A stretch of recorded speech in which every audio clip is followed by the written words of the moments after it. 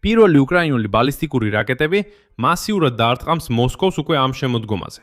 სწორედ მაშინ, როცა ვლადიმირ პუტინი ამზადებს მობილიზაციას და საომარი მდგომარეობის შემოღებას. ამის შესახებ განაცხადა უკრაინული კომპანიის Firepoint-ის მთავარმა კონსტრუქტორმა დენის შტილერმანმა. შემდეგ მოხავთ მისი ციტატა. ფიქრობ, შემოდგომაზე ჩვენ უკვე გამოვცდით ჩვენს ბალისტიკურ რაკეტას რუსეთზე. პირველი არის მოსკოვი და მათი რამდენიმე დაცული სამხედრო საწარმო. ეხლა მისი თქმით მიედინარეობს გამოცდების საბოლოო ეტაპი და სატესტო ფრენების შემდეგ უკვე დაიწყება ფრენები რუსეთის ტერიტორიაზე. ხოლო თავად რუსეთში ამ დროს ისმის სიტყვა, რომელიც ცოტა ხნის წინ წარმოუდგენელი იყო. გამოცემა უერთდგა. ფედერალურ და რეგიონალურ ხელისუფლებაში არსებულ წყაროებზე დაყრდნობით, სახელმწიფო დუმაში და კრემლთან დაახლოებულ წრეებში იუწყებიან, რომ ძალოვანი სტრუქტურების ნაწილი მოუწოდებს ვლადიმირ პუტინს სექტემბრის სახელმწიფო დუმის არჩევნების შემდეგ მთელი რუსეთის მასშტაბით საომარი მდგომარეობა შემოიღოს. და აი ერთ-ერთი წყარო ამას ესე აყალიბებს. ქვეყნის მდგომარეობა სულ უფრო სერიოზული ხდება და უკიდურესი ზომების გარეშე მისი დაბალანსება შეიძლება ვერ მოხერხდეს. მოკლედ, თითქოს დროა მთელი რუსეთი ჩაეფლოს ტოტალურ ომში. დღეს ამ გამოშვებაში ყველაფერს დეტალურად განვიხილავთ. რამდენად რეალურია ბალისტიკური დარტყმა მოსკოვზე და რაც მთავარია რით. რა საომარ მდგომარეობას ამზადებენ კრემლში? როგორი იყო ღამის ომი, როგორი იყო დღევანდელი შეტევა რუსეთზე და რა შედეგები გამოიწვია ბოლო დღეების დათმოება. იქ ტიუმენში ნატომ გადამამუშავებელი ქარხნის გაჩერებიდან დაწყებული ბოდიში იალტის ეზოებში კოცონზე საჭმლის მომზადებამდე. ჩემი სახელი ალექსეი პეჩი, მოდით ერთად განვიხილოთ ეს თემა. მაგრამ სანამ დავიწყებთ, გთხოვთ, გამოიწეროთ ეს YouTube არხი. ჩვენ მივდივართ 300,000 გამომწერის ნიშნულამდე. ამიტომ მადლობელი ვიქნები თითოეული თქვენი გამოწერისთვის. მოდით დავითმოთ ეს გამოშვება ხმაურიანი განცხადებით მოსკოვზე დარტყმების შესახებ. რადგან ამ განცხადებამ, როგორც ამბობენ, ფრონტის ორივე მხარეს დიდი გამოხმაურება გამოიწვია. დენის შტილერმანი. ეს არის კომპანია Firepoint-ის თანამფლობელი და მთავარი კონსტრუქტორი. კომპანია, რომელიც უკვე აწარმოებს ფრთოსან რაკეტას Flamingo. და ეს ყველა უპილოტო აპარატი FP1, რომლებიც ეხლა მიფრინავენ Wildberries-ის სათხოვებზე რუსეთში და ნავთობგადამამუშავებელ ქარხნებზე, მოკლედ ეს ლამაზი უპილოტოები. უპილოტოები ასეთი სამკუთხა კუდის ნაწილით. ეხლა საუბარია ბალისტიკურ რაკეტაზე. შტილერმანის თქმით, უკრაინული ბალისტიკური რაკეტა FP9-ისთვის ყველაფერი მზად არის, გარდა ძრავის საბოლოო დამუშავებისა. დარჩენილია ძრავის გამოცდები და ფრენის ტესტები ჩატარდეს. ასეთი რაკეტის მოქმედების რადიუსი 850 კილომეტრია, ხოლო მოსკოვამდე უკრაინის კონტროლირებადი ტერიტორიიდან ზუსტად ამ რადიუსში იდება. მოკლედ აღწევს. პირდაპირ კითხვაზე, როდის გაფრინდება პირველი უკრაინული ბალისტიკური რაკეტა მოსკოვისკენ? შტილერმანმა მოკლედ უპასუხა ამ წლის შემოდგომაზე. კონკრეტული თვე მან არ დაასახელა, უბრალოდ თქვა, რომ ეს იქნება შემოდგომა. მაგრამ შტილერმანმა მიზნები ასე განსაზღვრა. ჯერ მოსკოვი და კარგად დაცული სამხედრო საწარმოები. ამასთან მან ხაზგასმით აღნიშნა, რომ საბოლოო მიზნებს, რა თქმა უნდა, სამხედროები განსაზღვრავენ. მაგრამ მისი აზრით, რა თქმა უნდა, ეს იქნება მნიშვნელოვანი ობიექტები უკვე პირველივე დარტყმებიდან. ანუ პირველივე გაშვებიდანვე საჭიროა დარტყმა რუსეთის ისეთ მსხვილ ობიექტებზე. შტილერმანმაც ასევე დარწმუნებით განაცხადა, რომ რუსეთის ანტისარაკეტო თავდაცვა ვერ შეძლებს უკრაინული რაკეტის ჩამოგდებას. და სწორედ ეს, მისი თქმით, უნდა მოახდინოს შთაბეჭდილება მოსკოვზე და მოსკოველებზე. კიდევ ერთი დეტალი მასშტაბის შესახებ. ცოტა ხნის წინ შტილერმანმა თქვა, რომ იგეგმება 10-20 ესეთი რაკეტის დამზადება პირველ გაშვებებისთვის.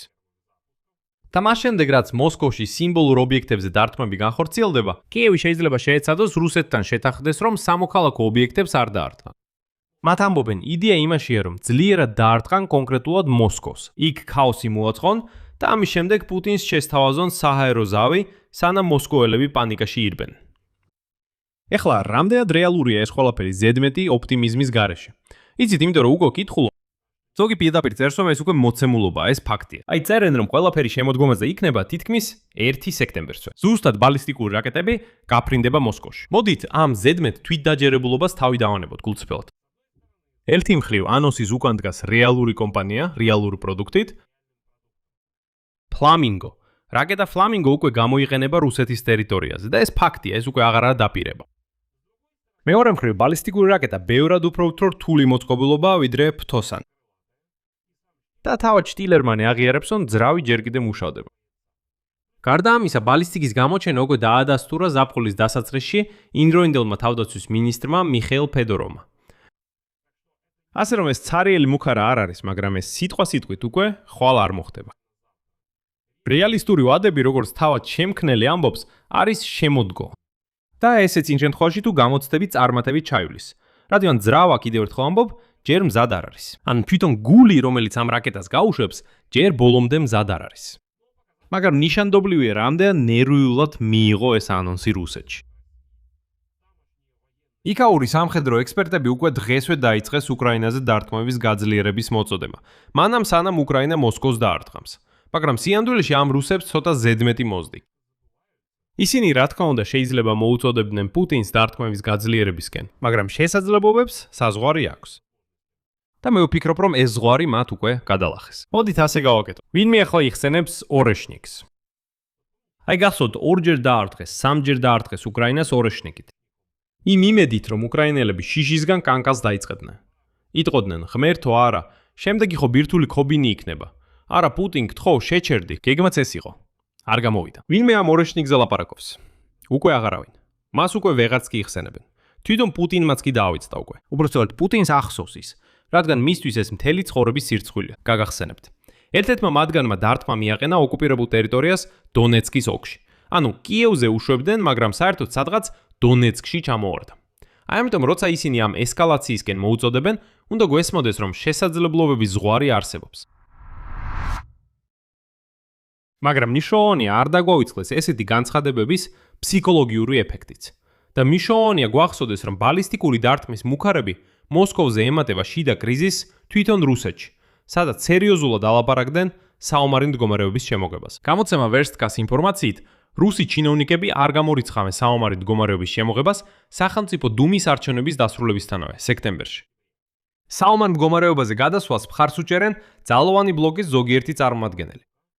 რომლებიც მიიჩნევენ, რომ ხელისუფლებამ დროა ციდა და შეწყვიტოს მოსახლეობასთან კეკლუცობა და დაიწყოს ომი მთელი ქვეყნის მასშტაბით. მათ თქმით, ხო, ისედაც დიდხანს ცდილობდნენ რუსების სრულმასშტაბიანი ომისგან დაცვას, დროა უკვე ყველა ჩართონ ამ ომში. ჩაყარონ ამ ქვაბში, იცვნენ, იხოცებოდნენ ეს რუსი ვანკები, მაგრამ უკვე საკმარისია. რას ნიშნავს საომარი მდგომარეობა პრაქტიკაში რუსეთში? რუსეთის ფედერაციის მოქმედი კანონმდებლობის მიხედვით, საომარი მდგომარეობა ცხადდება პრეზიდენტის ბრძანებულებით. ამ შემთხვევაში პლუშევი კარლიკის ვლადიმირ პუტინის მიერ. de facto განუსაზღვრელი ვადით და ითვალისწინებს კომენდანტის საათს. მოქალაქეების გადაადგილების შეზღუდვა, ადამიანების იჯულებითი გაგზავნა თავდაცვის საწარმოებში, თქვენი რუსული ქონების ჩამორთმევა თავდაცვის საჭიროებისთვის მაგალითად მანქანა, წაიღეს. საჭიროა თქვენი ბინა, წაგართვეს. საჭიროა თქვენი ანაბრევი ბანკებში, მოხსნეს და ყველაფერი ომში გაგზავნეს. შემდეგ არჩევნების გაუქმება და ტოტალური ცენზურა. პლუს პარტიებისა და საზოგადოებრივი ორგანიზაციების საქმიანობის გაყინვა და ნებისმიერი მასობრივი აქციის აკრძალა. მოკლედ, ტოტალური კონტროლი, ცენზურა, დიქტატურა, ყველაფერი კონტროლქვეშ, ყველაფერი ბრძანებით. გაქვს ფული, მიეცი ფული ომისთვის. გაქვს მანქანა, მიეცი მანქანა ომისთვის. გაქვს სიცოცხლე, გაწირე შენი სიცოცხლე ვლადიმირ პუტინისთვის. რა შეიძლება გახდეს გამშვები მექანიზმი? და აი ვერსტკის წყაროები. ასახელებენ ორ მთავარ ტრიგერს. სერიოზული მარცხი ფრონტზე ან ომისთვის ხალხის აყვანის ტემპების მკვეთრი ვარდნა. და ისინი უკვე წლის დასაწყისში სამწლიანი მინიმუმის დონემდე იყო დაცემული. ანუ უკვე კონტრაქტზეც კი აღარ მიდიან ასე ენთუზიაზმით.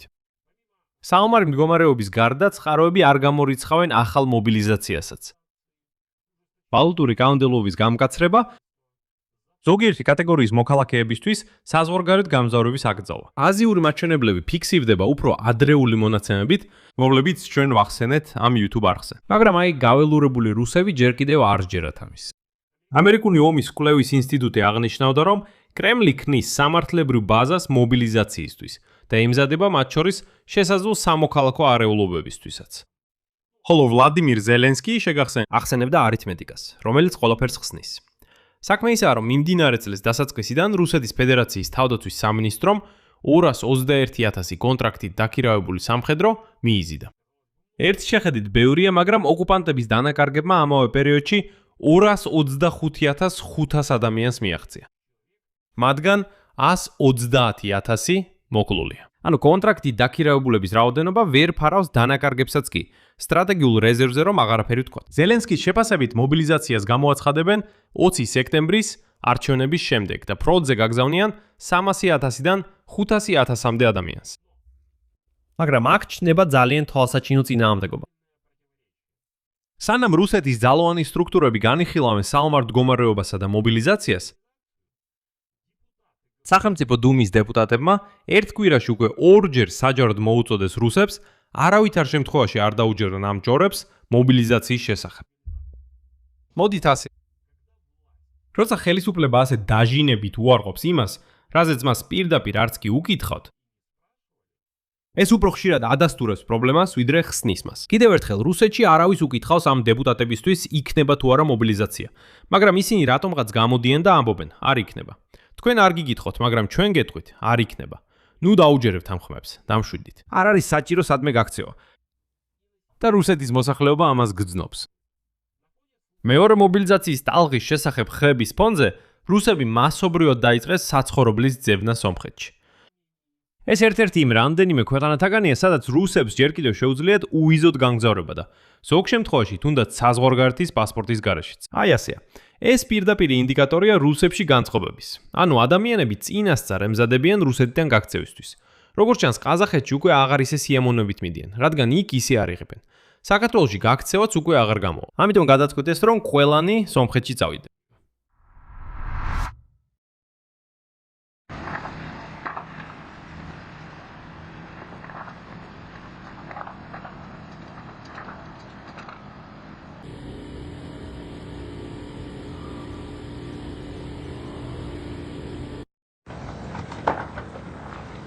არა, ვერ მოასწრებენ, ნო. მეხანძრეებს არ შეუძლია. აი აქ ვერ მოასწრებენ და იქ ვერაფერს გააკეთებენ.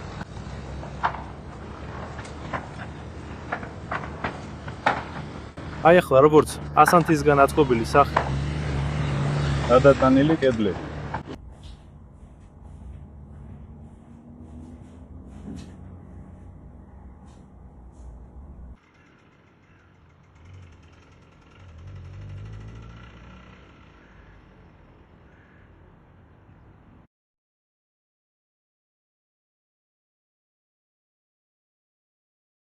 ეხლა კი იმის შესახებ თუ როგორი ცხელი იყო გასული ღამე რუსეთში. 28 ივლისის ღამეს მოსკოვის მერის სერგეი სობიანინის მონაცემებით რუსეთის ფედერაციის დედაქალაქის მიმართულებით თითქმის 400 უპილოტო აპარატი იქნა გაშვებული. მათგან 91 ქალაქთან მისვლამდე ჩამოაგდეს. კიდევ ერთხელ. თითქმის 400 დრონი მხოლოდ ერთ ღამეში მოსკოვის მიმართულებით. რა იყო დაზიანებული მოსკოვის ოლქში? დარტყმის ქვეშ მოექცა ჩეხოვის რეგენერატორული ქარხანა ქალაქ ჩეხოვში. ეს არის საწარმო, რომელიც სპეციალიზდება გაცვეთილი საავტომობილო საბურავების გადამუშავებაზე. იქ დრონის ჩამოვარდნის შედეგად საბურავები დაიწვა და ხანძარი ძალიან ლამაზი იყო. კადრები მომეწონა. ასევე თავდასხმა გაახორციელდა საწყობზე სოფელ კალედინაში, პოდოლსკში. იქ დაიწვა დამოუკიდებელი ლოგისტიკური კომპანიის 3PL-ის საწყობი. მის გვერდით მდებარეობს Wildberries-ის განაწილების ცენტრი. ვფიქრობ, რომ მიზანი მაინც Wildberries იყო. მაგრამ იმის გამო, რომ მოუხერხებელმა რუსებმა დაიწყეს უკრაინული უპილოტოს ჩახშობა, ის გზიდან გადაუხვია და ცოტა არასწორ საწყობებს დაარტყა. მაგრამ მთავარი ისაა, რომ ისევ საწყობები იწვოდა. მოსკოვის ოლქის გუბერნატორის ანდრეი ვორობიოვის ინფორმაციით, რამდენიმე ათეული უპილოტო ჩამოაგდეს დომოდედოვოსა და პოდოლსკის თავზე, რამენსკისა და კოლომნის თავზე. ამ ღამის კიდევ ერთი მნიშვნელოვანი მიზანი იყო ტიუმენის ნავთობ გადამამუშავებელი ქარხანა. დრონის თავდასხმის შემდეგ ქარხანამ ნავთობის გადამამუშავებელი პროცესი შეაჩერა. მონიტორინგის არხების მონაცემებით დარტყმა მოხდა დიზელის ღრმა გაწმენდის დანადგარს. ტიუმენი აღნიშნავ, მდებარეობს თითქმის 200 კილომეტრში საზღვრიდან. და რა თქმა უნდა, ამ რეგიონის ხელისუფლების რეაქციაც საჩვენებელია. ამიტომ ვლადიმირ პუტინის წარმომადგენელმა ურალის ფედერალურ ოლქში არტემ ჟოგამ განაცხადა, რომ თავდასხმა ციტატა აქვს პროპაგანდისტული ხასიათი. დღეს კი ტიუმენი თავის 440 წლის იუბილეს აღნიშნავს. ამასთან ქალაქის დღის აღნიშვნა მაინც შეწყვიტეს და სეირნობის ადგილები შემოსაზღვრეს. ეს საინტერესოა, რატო შემოსაზღვრეს ისინი? აი ამაზე ყველაზე მეტად გამეღიმა. ანუ წარმოიდგინეთ, ხო? თქვენს ქალაქს ზემოდან უპილოტო შეტევის საფრთხე მუქრება. როგორც ჩანს, თუ საჰაერო განგაში გამოცხადდა, ხალხმა სწრაფად უნდა დატოვოს, ჩემი აზრით, იქ მოედანი და წავიდეს თავშესაფარში. მაგრამ რუსები იმდენად ცულელები არიან, რომ ამის ნაცვლად, იმის მაგივრად, რომ გააუქმონ რაღაც დღესასწაულები და ასე შემდეგ, მათ ამ ადამიანებს კორდონი შემოართრეს. არ ვიცი, ალბათ იმისთვის, რომ თუ კიდევ ერთხელ უპილოტო გაფრინდება, რომ მათ გაქცევა ვერ შეძლონ, თუ რაღაც მსგავსი. მოკლედ, ტიუმენ, გიულცავთ დღესასწაულს. 440 წლის იუბილე გაქვთ. ღმერთმა თნას, რომ ეს ტიუმენი მთლიანად დაიწვას. ეს ტიუმენია. ესე იგი, მოკლედ, თვითონ გაარკვიეთ. ზოგადად კი ნავთობ გადამამუშავებელ ქარხნებზე და ლოგისტიკაზე დარტყმები ერთჯერადი შთამბეჭდავი დარტყმები არ არის. არა, ამას მათთვის დაგროვებითი შედეგები აქვს. ეს იცით, სანქციებივითაა. ისინი მაშინვე არ მუშაობს, არამედ დაგვიანებული ეფექტი აქვს. აი ესე. და ამ შედეგებმა უკვე დაიწყო ზემოქმედება მთელ რუსეთის ეკონომიკასა და ყოფაზე, რაც მნიშვნელოვანია. მოდით აქ ჯაჭურად გავარჩიოთ. მაშასე, პირველი. საწავის კრიზისი დღეს უკვე რკინიგზებამდეც მივიდა.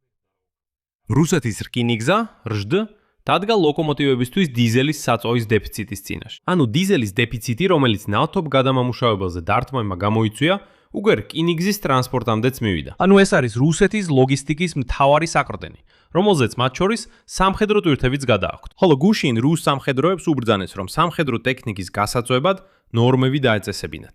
ამბობენ, რომ დიზელი არა მხოლოდ სამოქალაქო პირებს არ ყოფნით, არამედ უკვე სამხედროებსაც აღარ ყოფნით. მეორე, ელექტროენერგია. ოკუპირებულ იალტაში ელექტროენერგიის არარსეობის გამო ეზოებში დაიწყეს ეგრეთ წოდებული საერთო სამზარეულოების მოწყობა. ხალხი ერთად ამზადებს საჭმელს პირდაპირ ეზოებში, ქუჩაში, იმიტომ რომ სახლში ელექტროენერგია არ არის. ეს პირდაპირი შედეგია ყირიმის ენერგეტიკაზე და ნახევარკუნძულისთვის საწავის მიწოდების ლოგისტიკაზე განხორციელებული დარტყმებისა. სხვათა შორის გუშინ ჩემს Telegram არხზე Pechi News-ი ბმული მასზე მოცემული ამ ვიდეოს აღწერაში მე დავპოსტე სწორედ საინტერესო ინფორმაცია ოლეგ ცარიოვისგან. იცით ვინ არის ეს? ეს არის უკრაინიდან გადამხდარი, რომელიც გუშინ ჩიოდა, რომ გენერატორი იალტელს, ეხლა იალტაში იმყოფება. ამბობს, გენერატორები უბრალოდ იწვის. ამბობს, ყიდულობ ახალს 1-2 დღეში იწვის. რატო? იმიტომ რომ დიზელის საწვავი ძალიან დაბალი ხარისხისა. ამბობს, უკვე ავსებდნენ კარგ ბენზინს, 95 მარკის და მაინც 1-2 დღეში იწვის ეს გენერატორი. ხსნით იქ სარქოლებს, უბრალოდ იშლება. ამბობს, ნამწვი ისეთი ბევრია, რომ უბრალოდ ეს ცილინდრები შიგნით საწვავის აალებისგან იფანტება. საერთოდ გადადით Telegram არხზეც, აიგითხეთ, იქ პირდაპირ ნამდვილი სანახაობაა, ეს ძალიან სახალისოდ გამოიყურება. მესამე კი ეს არის დაზღვევის ეკონომიკა. მას შემდეგ, რაც დრონების დარტყმების სერია მოხდა marketplace-ების საწყობებზე, ოზონზე გამყიდველებს სამჯერ გაუზარდეს დაზღვევის ღირებულება დრონების დარტყმებისგან. ბიზნესი დრონების თავდასხმების რისკს საკუთარ ხარჯებში ითვალისწინებს. ეს უკვე სისტემური ცვლილებაა და აღიარება იმისა, რომ დარტყმები მუდმივ ფაქტორად იქცა. ანუ ეს არ არის უბრალოდ ის, რომ საწყობებზე დარტყმები დაიწყეს, საერო თავდაცვამ რეაგირება მოახდინა და დაიწყო დაცვა. არა, დაზღვევის კომპანიები ხვდებიან, რომ რუსეთში საერო თავდაცვის არანაირი დაცვა არ არსებობს. აი ასე. და ისინი ამბობენ, ასეა, სამჯერ ვზრდით დაზღვევის ფასს. იმიტომ რომ აბსოლუტურად დარწმუნებულები ვართ, დრონები ისევ იფრენენ და გაანადგურებენ ამ საწყობებს. ეს მახსენებს იმ სიტუაციას, გახსოვთ დასაწყისში. სადღაც მეორე წელს სრულმასშტაბიანი ომის იქ ბელგოროდელები ყვიროდნენ საჰაერო თავდაცვა. ჩვენი საჰაერო თავდაცვა ყველას დაიცავს. და რაც ისეა, თითქოს საერთოდ აღარ არსებობს საჰაერო თავდაცვა რუსეთში. მეოთხე კი ეს არის ზოგადად ნავთობის გადამუშავების საკითხი. ტიუმენის ნავთობ გადამამუშავებელი ქარხანა, რომელმაც დღეს შეწყვიტა გადამუშავება, ეს მთელი სერიის გაგრძელება. გახსენებთ, მანამდე იქ რამდენიმე ნავთობ გადამამუშავებელმა ქარხანამ ერთდროულად შეაჩერა მუშაობა და არსებული მონაცემებით დაზიანებული ქარხნების აღდგენა ნახევარზე ნაკლებს თუ ხერ ხდება. მეტობა ისე უმოქმედოდ რჩება, რადგან შეკეთებისთვის საჭირო ნაწილებიც კი არ გვქონდა. ასევე შეგახსენებთ, რომ მოსკოვში ნავთობ გადამამუშავებელი ქარხანა, რომელიც ივნისში დააზიანეს, ჯერ კიდევ არ აღდგენილა. გახსოვთ ის კადრები, როცა საწვავის რეზერვუარს თავსახური მოძდრო. აი ეს ქარხანა ჯერ კიდევ არ განაახლა მუშაობა. ის რემონტზეა. მაგრამ კრემლში როგორც მოსალოდნელი იყო, ეს ყველაფერი რუსეთის ხალხის დიდ გამარჯვებას წარმოაჩინეს. გაჩერებული ქარხნების საწვავის დეფიციტის ფონზე საომარი მდგომარეობის შესახებ საუბრის ფონზე კრემლში განაცხადეს, რომ რუსეთი იდეალურ კრიზისში იმყოფება. როგორც კრემლის სპიკერმა პესკოვმა განაცხადა, ციტატა, ეს კრიზისი მთლიანად ავსებს ჩვენს ცხოვრებას. ანუ გთავაზობენ პრობლემები გაერთიანების საბაბად აღვიქვათ. ეს პირდაპირ ილუსტრაცია იმისა, რაზეც ჩვენ საუბრობდით ვლადიმერ პუტინის გუშინდელი განცხადებების განხილვისას. რუსეთში ხელისუფლება ცდილობს ომის ეს სირთულეები გადააქციოს ცნობიერების მობილიზაციის ინსტრუმენტად, რადგან რეალური კარგი ამბები მას არ აქვს. საზოგადოების მობილიზება შეიძლება ორ გზით.